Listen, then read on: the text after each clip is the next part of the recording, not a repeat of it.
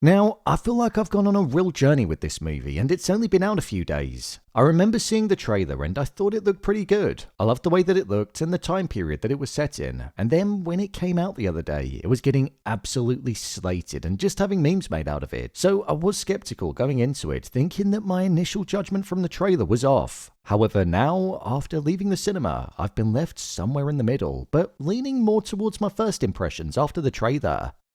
Wuthering Heights is a real journey, and one that does get a little tiresome to follow, but with a devastating ending that actually draws emotion out of the viewer. Let's dive into this movie and discuss all of it. Plus, I'll share if it's worth watching.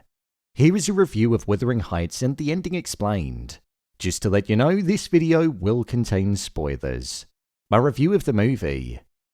So I'm going to start with my blanket statements of it, and do you know what? As much as it seemed like many people have slated it, I'm going to go against the grain here and say that I actually enjoyed it.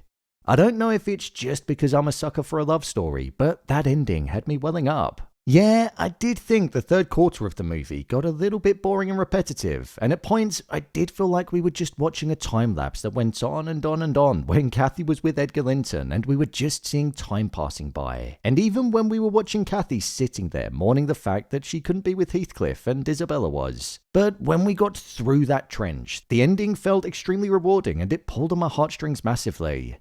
I'd say that the movie thrives on the fact that we witnessed the two lovers meeting each other for the first time when they were younger, and Heathcliff protecting her from her father. I did feel a level of payoff when the ending cut back to when they were younger after he protected her, and when he thought that she was asleep. He told her that he'd love her until the day that he died, and forever after, and we saw that she wasn't actually asleep, and that slight smile was just sitting there on her face. I feel like the burning love that they had for each other and the desire that they had could basically be summed up by that moment. Heathcliff would have done whatever for Cathy and he'd have died in the process. However, the reality of the situation was that Cathy simply wouldn't do the same, and that over time, that very relationship that looked like it could have blossomed into something beautiful but had many obstacles in the way turned into toxicity because of that. The initial thing that drew me into this movie was the way that it looked. I thought it was absolutely gorgeous on the eye. The set design and the way that it looked like it was shot on film just added to that grittiness of the time period, and it also allowed the colour of the environment to suit the tone of the movie. Those real earthy colours added to the muted palette and the difference in class to what Cathy and Linton initially were, as the earthy ones leaned into the cold, rundown Wuthering Heights. But then, when we'd get inside of Linton's home, seeing the glossy breadth of colours to it, it was something that highlighted the riches and the status difference. I almost feel like with the way that it looked, it had the essence of a Yorgos Lanthimos movie. It reminded me of Poor Things a little bit with the way that it looked. So whilst it had a sense of realism to it, there was almost like this dreamscape appearance that it would have from time to time. When it comes to the dialogue in the movie, I don't necessarily think it was the best, but I thought it worked okay. It all felt a little bit melodramatic, and at points I almost felt like I was watching a stage play. But in my mind, I was almost just aligning it to the time period of the story. Elordi and Robbie's chemistry was there, but I didn't feel the electricity like I feel like I necessarily needed to. I think a lot of that comes down to the fact that the moments of intimacy were almost like compilation shots that were just brushed through. One thing that I really do want to compliment is the score of the movie. The score was composed by Anthony Willis and the songs were by Charlie XCX. Together, the blend was just perfect. The main motif that would repeat throughout the movie was something that I feel just captured the heartbreak that was at the core. The burning desire to be with somebody and the love that you take beyond the grave with you when you care about somebody so deeply. I'd also say the song Dark Eyed Sailor was a great inclusion too, and it added so much emotion to the scenes that it was played over. A performance that I actually really want to praise was Martin Clunes as Cathy's father. I would argue that he could be the best performed character in the movie. He played the greedy, gambling, alcoholic father that blamed others for his losses in the most perfect way. The look in his eye when his daughter returned after she became the very thing that he wanted her to become had such hypocrisy within it. And the self-indulging nature that he had was the very thing that brought about his death. It was such a convincing performance, and I enjoyed his interactions with Cathy on screen too.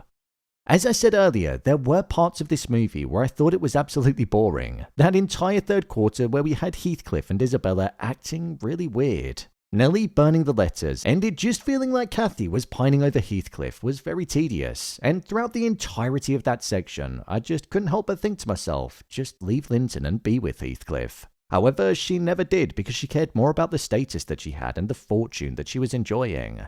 For me, I'd say the emotional weight of the ending came out of the blue, and the parallels of having her dead body being cradled by Heathcliff in the present day, and it also cutting to him holding her when she was younger and saying that he'd love her forever. That bit did get me, because even though there was toxicity at the core of this love story, death, loss, and love are emotions that we can all relate to. So when it cut to black at the end, I did feel the weight of that moment. I think it was that slight smile that Cathy gave which showed that she was listening to Heathcliff. Now, I'm not that familiar with the original source material, but I have seen that the movie did alter things slightly and didn't cover the entirety of the story. But I would say that going in blind, I found it to be a relatively entertaining depiction of deep-rooted love that turned into toxicity and came at the cost of the most valuable thing in the world, sanity and life. So it was an interesting story to follow. There's a reason that a story from the late 1800s is still having versions made of it 150 years later, because at its core, it's a good tale, and for the most part, this film is alright too. What did Cathy say to Nelly? One of the biggest questions that I was left thinking about after the movie was, what did Cathy say to Nelly when she was on her deathbed after we saw that she actually had sepsis and she wasn't lying about losing her and Edgar Linton's baby? Nelly and Cathy had a turbulent relationship over the years, with Nelly essentially being paid to be Cathy's friend when she was younger, and the maids even teasing her about that all of those years ago. With Nelly knowing that Heathcliff was listening to Cathy say that she couldn't marry him because it would be degrading for her, with her not warning her. After Cathy found out all of those years later, she blamed her for the biggest loss in her life. At another point in the movie, a small moment in a passing conversation, we heard Cathy say to Nelly that she didn't understand what she was going through in mourning Heathcliff not being there because she'd never loved anybody, and nobody had ever loved her. This was a moment where you could tell that it hurt Nelly. We know that Nelly lied to Cathy because she liked the idea of a better life at Edgar Linton's, and Nelly's greed got the better of her and she put it above her friendship, and that was something that she acknowledged at the end. I think that in Cathy's dying moments, she pulled Nelly in close and essentially admitted to her that she forgave her and that she could well have been the only true friend that she'd ever had in life. I also think that she would have told her that she loved her. This would have been the one and only time that Nelly would have heard that in her life, and I reckon that's why it reduced her to tears. The ending explained. When it came to the ending of the movie, we saw that Cathy's obsession with Heathcliff, the jealousy that she had over the fact that Isabella was married to him, had driven her mind to the point of a toxic state where she was obsessed with wanting to be with him. She stopped caring about anything else in her life, and the besotted, paralyzed nature that she had caused her to waste away in her room. She cared for nothing else in her life other than the fact that she couldn't be with Heathcliff. Heathcliff knew full well that by marrying Isabella, it would cause Cathy to be jealous, but he went ahead and did it anyway to hurt her. What we saw were two completely opposite reactions from the both of them. Heathcliff began degrading Isabella and treating her in what he believed was the way that Cathy would have felt if she'd have originally been with him. He treated Isabella as her pet, and when we go back to the beginning of the movie, Heathcliff was assigned to Cathy to be her pet. So it turned him into a horrible man, and he treated Isabella in a way that he was treated for most of his life. And then with Cathy, we saw her quite literally waste away and not care about anything else, such as her unborn baby and even her own health. It was only when Cathy had passed away where we saw that Heathcliff returned to the all-loving person that he used to be. The movie brought to light how love, obsession, and intensity can be a dangerous thing, and how its all-consuming nature can blind people to their surroundings and what's actually important in life. Cathy believed that she could live two lives, one that would allow her to keep her status with Edgar Linton, and then in the shadows, the intense electric passion was something that she was getting there. However, as we saw, you can't have your cake and eat it, and they simply couldn't operate together.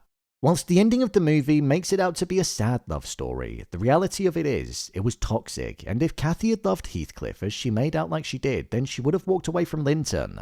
Both Heathcliff and Cathy were deeply flawed characters, and because of the way that society was and the journeys that they went on, they could only truly be with each other in death. So, there you have it. A review of Wuthering Heights and the ending explained.